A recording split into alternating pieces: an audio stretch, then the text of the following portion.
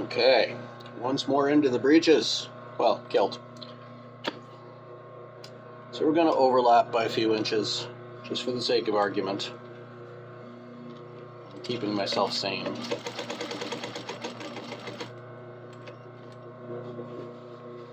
We're just going to stitch this together, and when we get to the difficult parts, I'll show you how to get past them.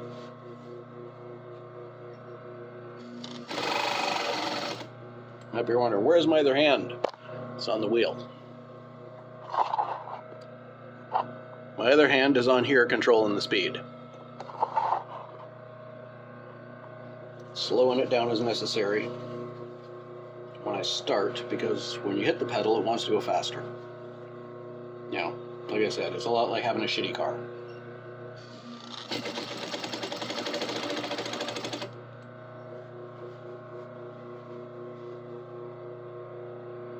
When we get to this double seam here, this top stitch, that's when we're going to have to start being careful with the stretch. Once we're over it, this is the vertical run of the fabric. This is on an angle, so there's some stretch there. We want to avoid that stretch. So we use this as our tight edge. Press down hard here so it's not allowing the bottom fabric to move more than it's supposed to. Come on. There you go. Fuck, sucker. Do your job. Before we get to the top, because this is going to be folded over, we fold it over to match the top edge. That's all going to go back under the stitch. This is going to be the top edge along the way, riding along the waistband, top edge of the fold. We don't know exactly what that's going to be on each one, depending on how much the material has or hasn't stretched in any direction. So we got to do it now instead of earlier. Come on, get up there, all the way to the top, and you back stitch, and you go forward. So that matches up nice. It's good and straight. Hasn't pulled any in the stretch there. Cut off our excess where we overlapped. Cut off the excess where we started it.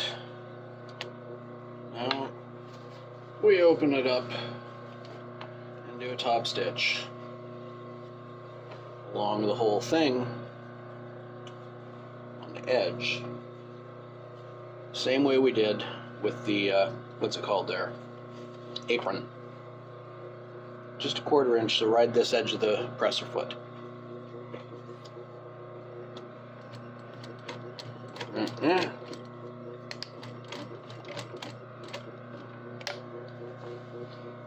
And again, there's spots where it's thicker, spots where it's thinner, but we don't have to worry about the stretch in this portion of the project.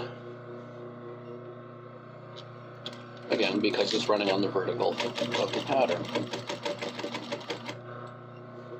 We do have to keep that seam pulled as far out as we can. Make a straight line. I don't want to go on that fast. All the weight of the garment is hanging off the table and pulling it away from a straight line.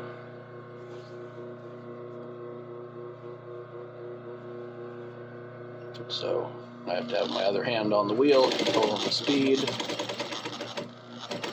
while we stitch. This ain't easy. Well, it's not the most difficult thing in the world, but it's a little bit involved.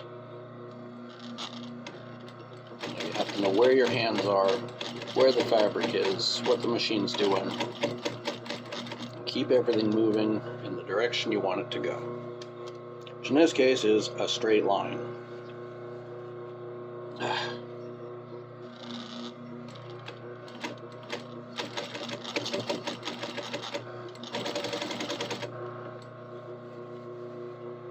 completely off topic. Things about being straight lines.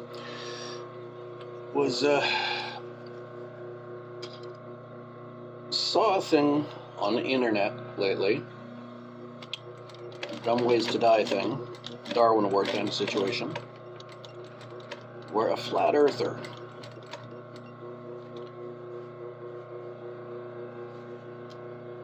built a rocket and fired it and went up into the air, and he crashed and died, trying to prove the earth was flat. It's pretty obvious the earth ain't flat. I mean, it ain't even level.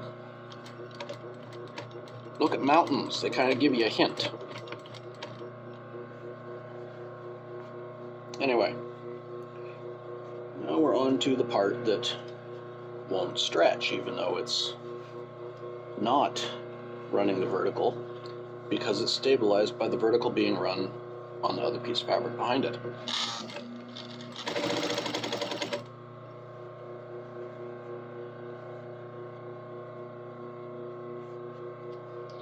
We get up to the thicker amounts and the higher numbers of layers of material up at the top here. I might have to hand spin it a little bit, which is fine. See?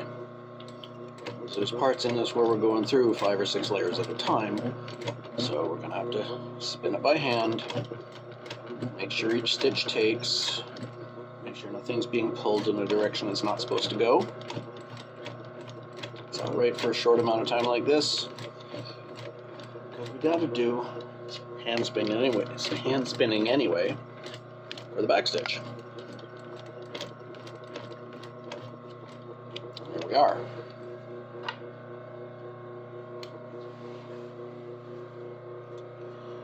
That is the completed seam. I don't know how well you can see how everything works, but it's straight, it's even, fold is in there, everything lines up at the top edge.